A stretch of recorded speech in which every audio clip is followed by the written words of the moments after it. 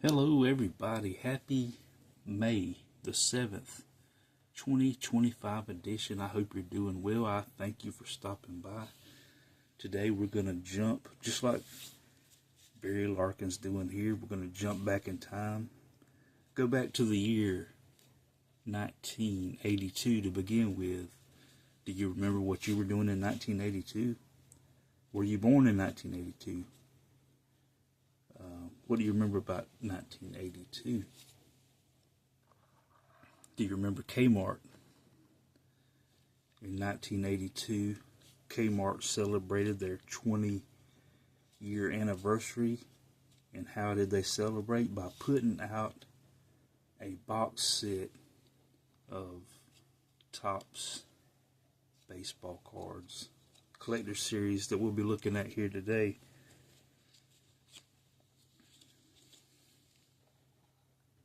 First card in the set.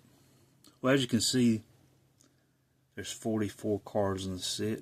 A box set comes with a stick of bubble gum. There's all your ingredients. And then there's who all is in the set. As you can see, 44 cards. The set shows the MVPs of each year, one for each league. For 20 years, so 20 times 2 is 40.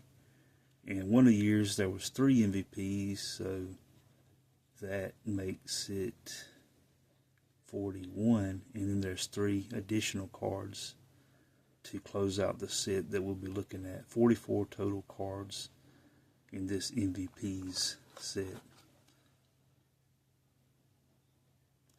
So we go back 20 years from 1982 back to 1962, and there you see Mickey Mantle on the 1962 Topps card. Mantle was the American League MVP that year. Season highlights: Mickey was named American League's most valuable player for his spectacular season in 1962. He batted .321 on 121 hits and 377 at-bats, scored 96 runs, belted 30 home runs with 89 RBIs, had a .605 slugging percentage, led the junior circuit with 122 bases on balls, had 2 stolen bases in the 1962 World Series as the Yankees defeated the Giants 4 games to 3. So there you have Mickey Mantle. That same season in the National League, the MVP was Maury Wills. That's actually Mickey Mantle's 1962 card, but that's not Maury Wills' 62 card because he didn't have a 62 card. So they had to come up with their own for this special edition.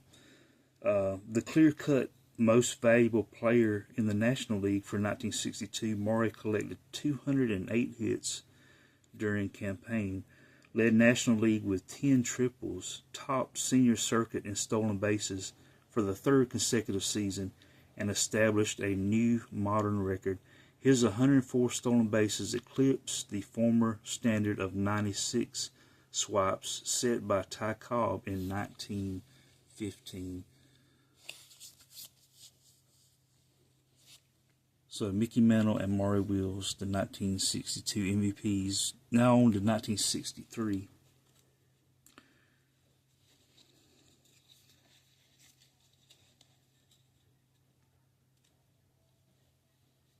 The American League MVP was Elston Hauer, catcher for the New York Yankees.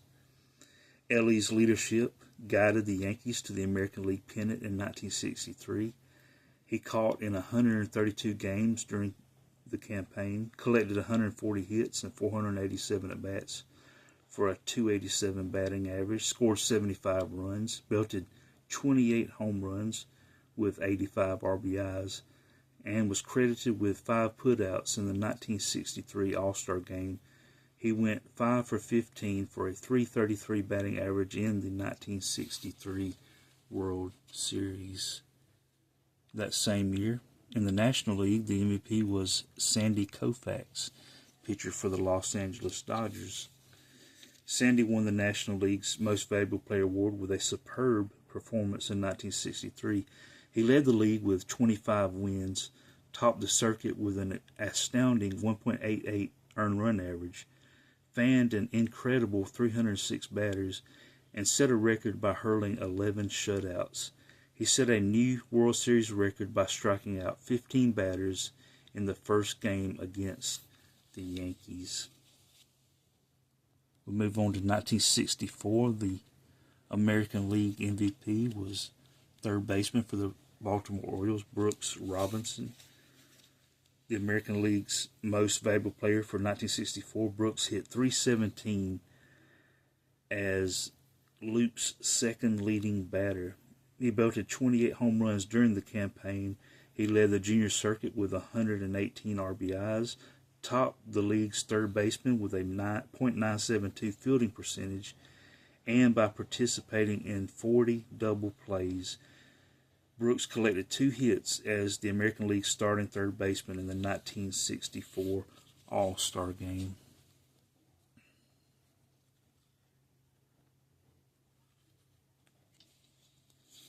Ken Boyer. Ken was selected as National League's Most Valuable Player for 1964 after batting .295. His offensive output included 30 doubles, 10 triples, and 24 home runs. He scored 100 runs during the season and led both leagues with 119 RBIs.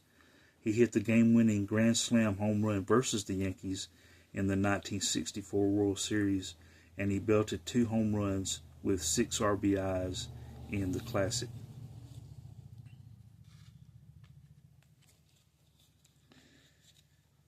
Zoilo Versalles. Zolo collected 182 hits and 666 at-bats for a .273 batting average as he won American League's Most Valuable Player award in 1965. He led the junior circuit by scoring 126 runs, also topped the league with 45 doubles and 12 triples. He led the American League shortstops with 105 double plays. He collected 8 hits with 3 runs and 4 runs batted in the 1965 World Series versus the Dodgers. As we're looking at these cards from 1962 to 1982, tell me in the comments what your favorite Topps card during these years were. This is mine. The 1965 set is my all-time favorite. Also showing it is Willie Mays, whose birthday was yesterday. He passed away, but his birthday was yesterday, May the 6th. One of my fellow Alabamians. There's 3 players that were born in Alabama in this set, and one of them is Willie Mays. Willie was selected as National League's Most Valuable Player for 1965 after batting .317 on 177 hits and 558 at-bats. He scored 118 runs, collected 112 RBIs, led the National League with a .646 slugging percentage, led both leagues with 52 home runs and 360 total bases. He led the majors by averaging 9.3 home runs per 100 at-bats. He led the National League outfielders with 4 double plays.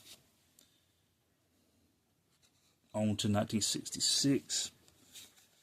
Frank Robinson was unanimous choice as American League's Most Valuable Player in 1966, and thus because the first player to ever earn MVP honors in each league. He batted .316 with 49 home runs and 122 RBIs to become the 10th player in Major League history to win the Triple Crown. He led American League with 122 runs and a .637 slugging percentage. Bob Clemente, better known as Roberto Clemente. Although Bob failed in his bid for his 3rd consecutive batting title in 1966, he enjoyed one of the best years, surpassed his previous high in home runs with 29, set new career high with 119 runs batted in, collected 202 hits and 638 at-bats for a .317 batting average to win National League's Most Valuable Player award. He added 31 doubles and 11 triples. Carl Yastrzemski. In 1967, Yaz dominated his league as few others have ever done. He belted 44 home runs with 121 RBIs and batted .326 to win the Triple Crown and American League's Most Valuable Player award. Also led the league with 112 runs and a .622 slugging percentage. He finished the season in sensational style with 10 hits in his last 13 at-bats. That's impressive.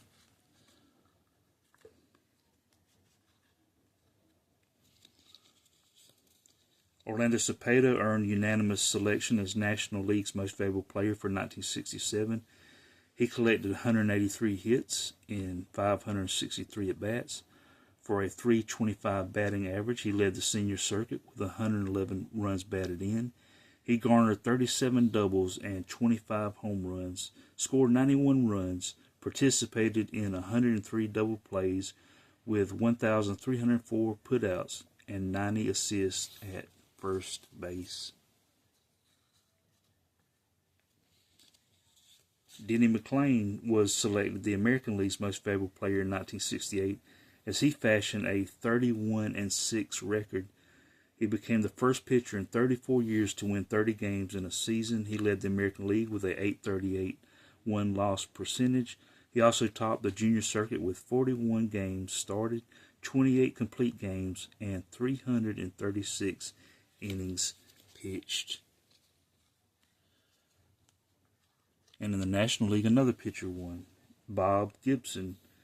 Bob's incredible statistics earned him National League's Most Valuable Player award in 1968. His 1.12 ERA set new senior circuit record, ran off 48 consecutive scoreless innings, including 5 consecutive shutouts. He led the National League with 268 strikeouts and an astounding 13 shutouts. Set the World Series strikeout marks with 17 in game and 35 in the series.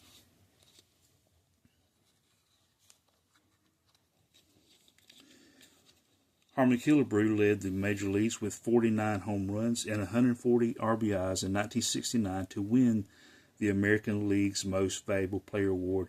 He led junior circuit with 145 bases on balls, added 20 game-winning hits with 20 doubles. He established a career high by scoring 106 runs, belted the ball for a slugging percentage of .584, and played in all 162 games.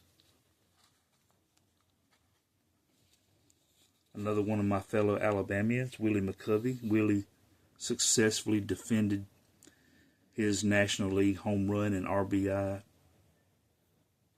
runs batted in championships in 1969 and was winner of the league's Most Valuable Player award. His 45 round trippers and 126 ribbies represent career highs. Also led the senior circuit with a .656 slugging percentage, and by averaging 9.2 home runs per 100 at-bats, he belted 2 home runs in the 1969 All-Star game.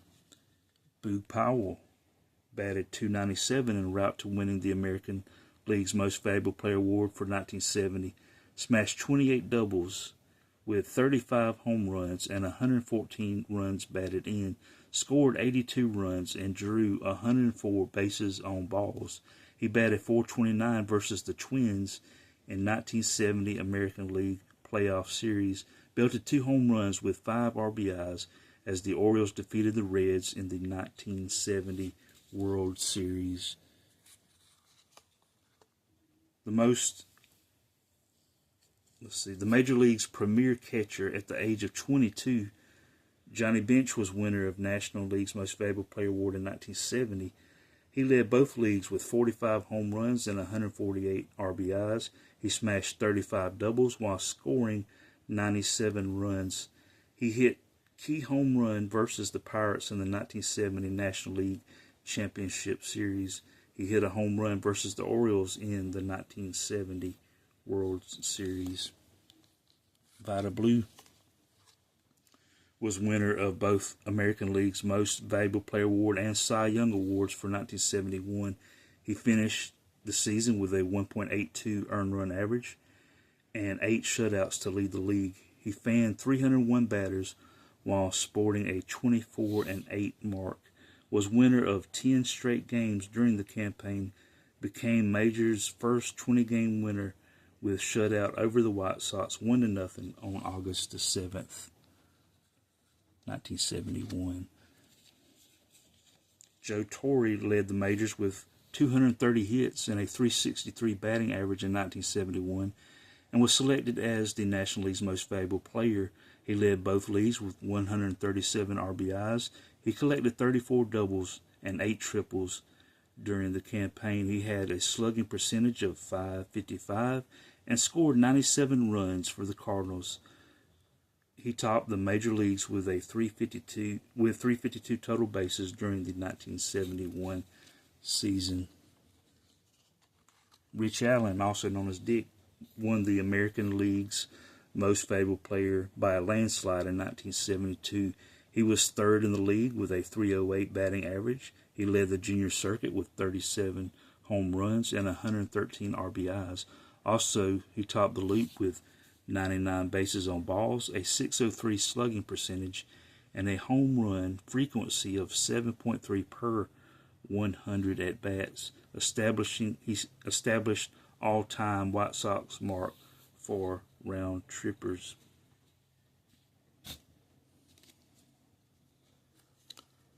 Johnny Bench again. Johnny won his second National League Most Valuable Player Award in a 3-year span in 1972. He led both leagues with 40 home runs and 125 RBIs, scored 87 runs while drawing 100 bases on balls.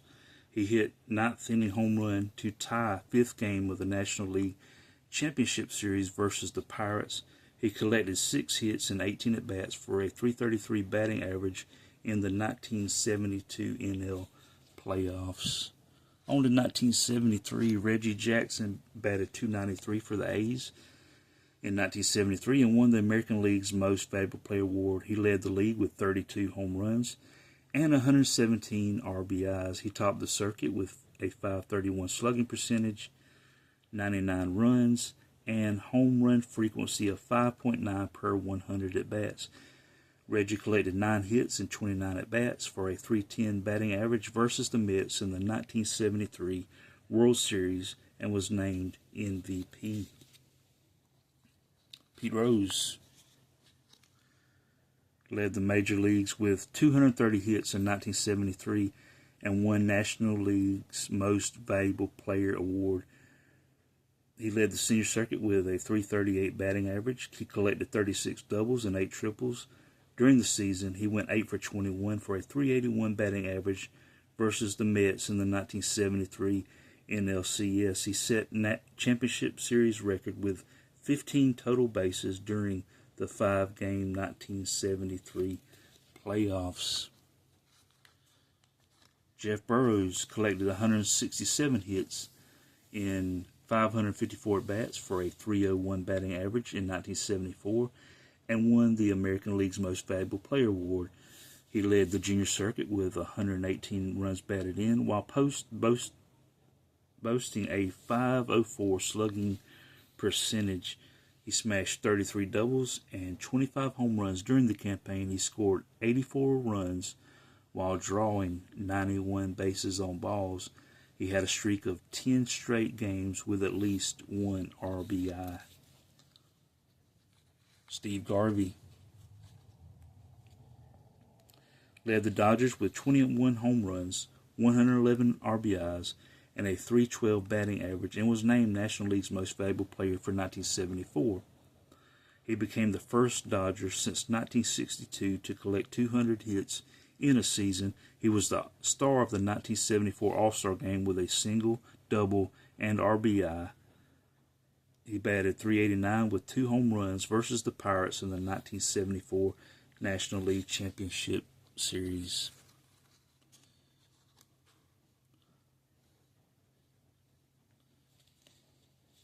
All these cards are the actual cards of the top set during that each season shown, except for the Maury wheels, as I mentioned earlier.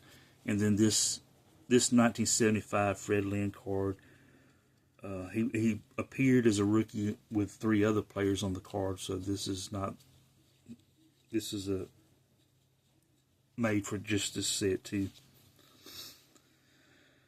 Fred Lynn won 13 major awards, including AL Most Valuable Player in 1975. He led the junior circuit with 47 doubles, 103 runs, and a .566 slugging percentage.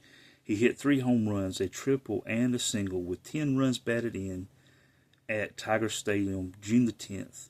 He batted .364 in 1975 ALCS Series versus the A's. He belted a 3-run home run in the 6th game of the 1975 World Series.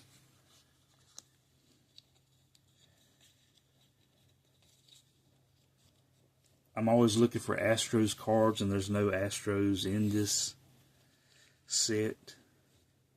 But this guy, I hate the Astros let him get away. Joe Morgan. Joe was National League's Most Valuable Player award in 1975 and the most lopsided voting margin ever in the league.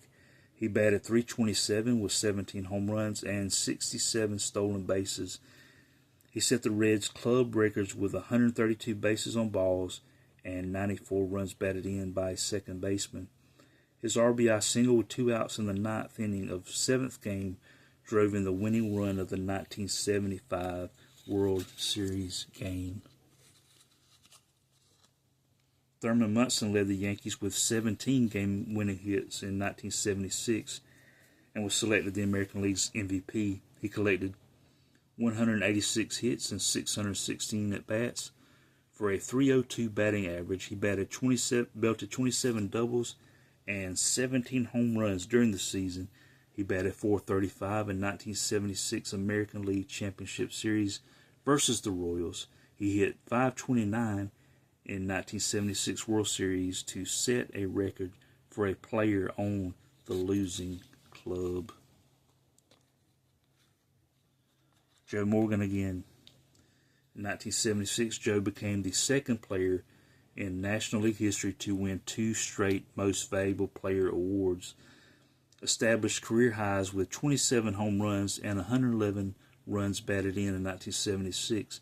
He batted a solid .320 with 60 stolen bases during the campaign. He had the Reds' longest batting streak of the season with 19 straight. He hit .394 in August as National League's Player of the Month.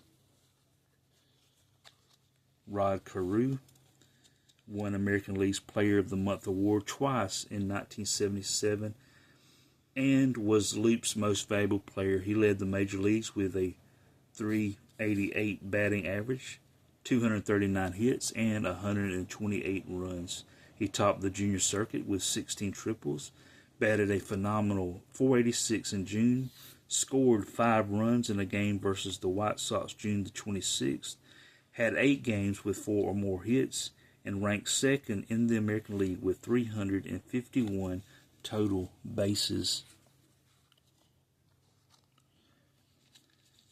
And the third person in the set that was born in my home state of Alabama, George Foster. George used one of the most potent slugging performances in National League history to capture the Most Valuable Player award in 1977. He led the major leagues with 52 home runs and 149 RBIs. He topped the senior circuit with 124 runs. He collected 197 hits for a .320 batting average. He belted 2 home runs in a game 8 times during the 1977 season and hit 3 in one contest. Jim Rice. Jim enjoyed the best season of any major leaguer in 30 years to capture American League's Most Valuable Player award in 1978. He led the majors with 46 home runs, 139 RBIs, 15 triples, 406 total bases, 213 hits, and a .600 slugging percentage. Of his 46 home runs, 30 either tied the score or put the Red Sox ahead. He hit home runs in the first inning 14 times. Dave Parker.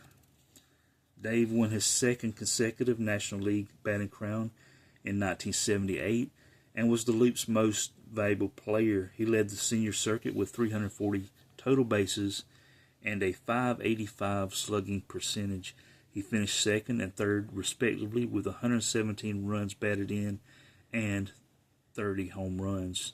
He was National League Player of the Month for August and September, the first player to be so named. Don Baylor, the catalyst in the Angels' attack for 1979. Don was winner of American League's Most Valuable Player Award. He led the major leagues with 139 runs batted in and 120 runs. His .296 batting average included 33 doubles and 36 home runs.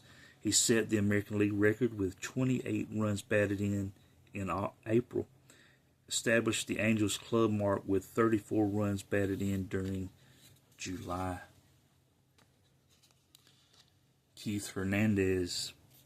Keith led the major leagues with a .344 batting average in 1979 and was co-winner of National League's Most Valuable Player Award. He led the senior circuit with 48 doubles and 116 runs. He led the Cardinals with 105 runs batted in. He collected 210 hits and topped the Redbirds with 16 game-winning RBIs. He hit safely in 31 of 35 games from July the 9th through August the 13th with a .381 average. Willie Stargell led the Pirates with 32 home runs and was co-winner of the National League's Most Valuable Player Award for 1979. He had 13 game-winning runs batted in during the season. 5 of the game-winning RBIs came in September, and 4 were by home runs. He was MVP of both National League playoffs and the World Series.